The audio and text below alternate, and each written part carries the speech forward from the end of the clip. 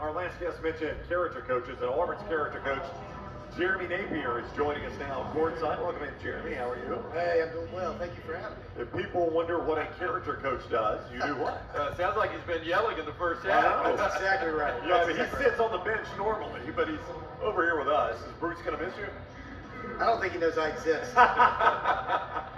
Would you be here if it was 46-45? I'd probably be over there encouraging my guys. Yeah. First free throw is good by Banks. I was talking with a couple of the assistants pregame, and you know, one thing I always ask coaches is it off the record, is it a fun group to coach or not? He says this has really become a fun group to coach. Tell me a little bit about that. Yeah, great group of guys. I mean, we got guys that, one, really love basketball.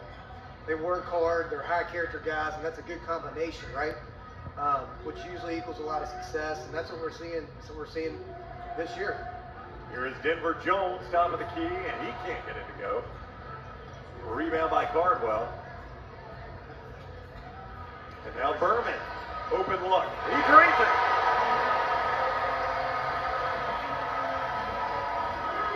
Berman with 5 off the Auburn bench. He threw a 3 in this direction. I'm sure it was for Andy Burcham with Auburn Tigers, who's sitting next to us. But I thought it was at me. Yeah, you accepted it, right? Yeah, you got it, Bert. I got you, buddy. Now, Coach, you obviously, I mean, when these guys come to the program, how much do you lean on the older guys, the veterans, from what you've already instilled in them to teach the younger guys more about the character?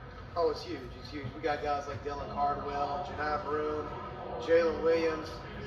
They set the tone. They really do. They're leaders for me and what I do, and they're leaders for, beat me and what he does. But yeah, just like anything, man, you always rely on maturity of older guys. And then these guys are at that point in their life, they not only basketball, they have so much going on.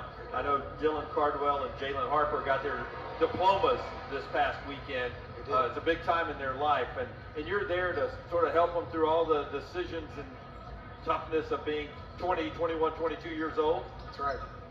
That's right. So a lot of my role is basically just, one, we teaching these guys character, and I do that using the Bible. But just teaching them how to be better men. Auburn men is what we call it. How to be a husband, how to be a father. And so that was Cheney Johnson opening the Auburn lead, back up 79-48. So Broom got a technical early on. Does he have to bring donuts for everybody or something? Is there a punishment from you?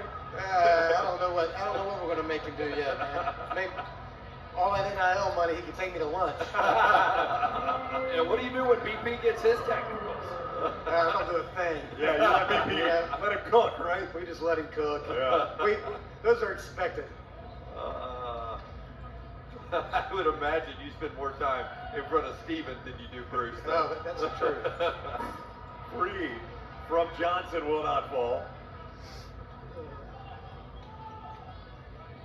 Auburn up 29. There's Pimper again. He's going to get his numbers tonight. He's got 23. That guy can play. That guy can do. He's pro. He's a good player. Again, he's pro. Blown away that somebody wasn't able to snatch him out of the portal. I mean, good for Mike Morrell, because you see so many of these mid-majors lose guys they have developed. But this is a guy that went for 40 plus in 2 games last year. 48, including 48 in one of those games. 7 of 14 from the field tonight. 3 of 6 from beyond the arc. He's got 23 points.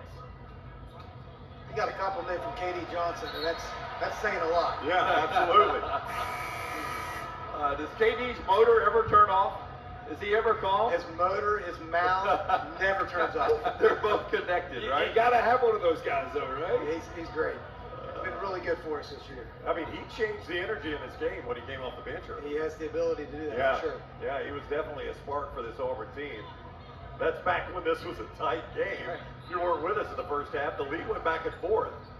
But Auburn blew it open at the end of the first half and really slammed the door in the second half. Yeah. For our friends who are editing up the highlights back at the SEC Network, they've already got the highlight package in the can ready to go for SEC Now. That's right. They moved on to another one. That 3 will not go. Speaking of KD Johnson, here he goes. Oh, there we go. Nice alley-oop to Dylan Cardwell. Cardwell playing above the rim all night. here in the Von Braun Center. They have had no answer for Dylan Cardwell. That guy has had a game tonight. He's a freak, man. He is.